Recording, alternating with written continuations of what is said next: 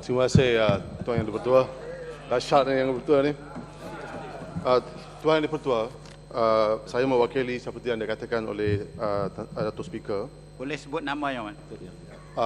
Mewakili 3 ahli parlimen DAP iaitu Batu Gajah, Kota Melaka dan Kota Kinabalu. Yang hadir semalam tu. Yang hadir semalam, ya. Dan saya harap dapat gunakan masa mereka iaitu sebanyak 10 minit ya, Wan. 20 hingga 30 minit. 10 minit saja, Ahmad. 10 minit, Ahmad. Tuan Yang Dipertua, laporan ekonomi penggal 2008, penggal akhir 2008 jelas menunjukkan bahawa ekonomi Malaysia dalam keadaan kecemasan. Intensive Care Unit. Data ekonomi yang keluar dari Oktober 2008 hingga sekarang mengejutkan. Angka-angka ini dengan izin adalah unprecedented. Misalnya pertumbuhan ekonomi Malaysia pada penggal 4 2008 hanya 0.1%. Dan interim bulan Januari 2009 menunjukkan bahawa data interim bulan Januari 2009 menunjukkan bahawa ekspor turun sebanyak 28%.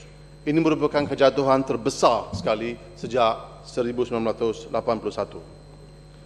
Penurunan ini berlaku di semua dimensi ekonomi negara kita. Keuntungan syarikat-syarikat Malaysia yang selalu beruntung telah jatuh. Net earnings dari sektor minyak dan gas jatuh sebanyak 127% pada akhir 2008.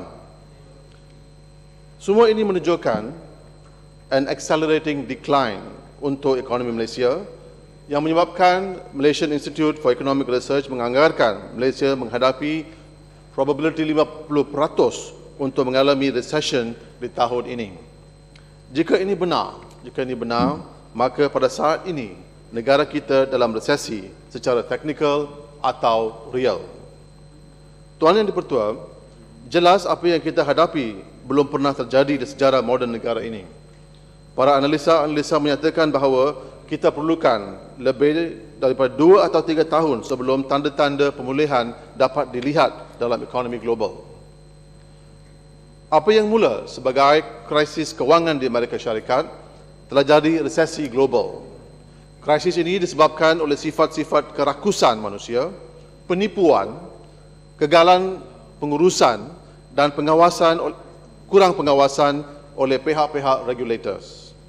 Selain itu, institusi-institusi kewangan dan perbankan telah menjual instrumen kewangan yang sangat berisiko tinggi sebagai high-yielding financial instruments termasuk Ponzi financing. Bank Dunia menyatakan bahawa ekonomi global akan menyusut untuk kali pertama sejak Perang Dunia Kedua pada tahun ini. Perdagangan dikatakan akan jatuh pada paras terendah dalam 80 tahun. At the heart of the crisis, Yang Dipertua, ialah kepercayaan dogma ekonomi yang mempengaruhi pemimpin-pemimpin kerajaan, institusi multilateral dan policy makers dan dipaparkan sebagai kebenaran mutlak, absolute truths. Pada masa ini, supremasi ideologi pasaran bebas atau free market ideology has been completely undermined. Dan kita dapati bahawa kerajaan yang sekarang yang selamatkan dan ambil alih institusi kewangan di Eropah, Amerika Syarikat. Pada masa kini, 5 daripada institusi kewangan yang terbesar di Amerika Syarikat ada di bawah tangan kerajaan itu.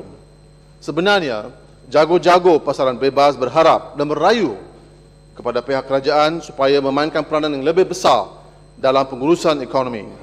Jelas menunjukkan bahawa paradigma neoliberal has come to an end. Tuan Yang Dipertua, untuk kita di Malaysia, pendapatan atau revenue dari minyak, kelapa sawit, LNG tidak lagi akan dapatkan harga yang tinggi. Perusahaan dan pelancongan serta pertumbuhan permintaan domestik akan melihat penurunan yang drastik. Krisis ekonomi ini sekali lagi mempersoalkan sifat ekonomi, dasar ekonomi yang tidak sustainable, yang sangat tergantung kepada low wages dengan izin dan export dependent with low value added manufacturing. Jelas impak tsunami global kepada Malaysia adalah jauh lebih luas dan lebih mendalam dari apa yang dijangka dan lebih rumit daripada apa yang telah dilihat selama ini. Sebenarnya Tuan Yang Dipertua, we are not sure whether we have bottomed out or not.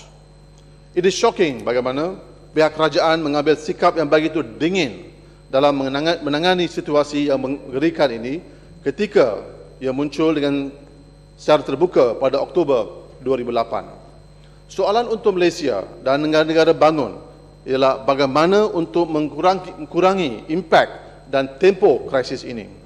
Bagaimanakah kita cushion ekonomi dan rakyat khususnya orang-orang miskin dan pekerja daripada krisis global serta melakukan perubahan jangka panjang pada struktur ekonomi kita. Tindakan kerajaan dalam menguruskan pakej perangsaan pertama tidak meyakinkan and is rather disappointing.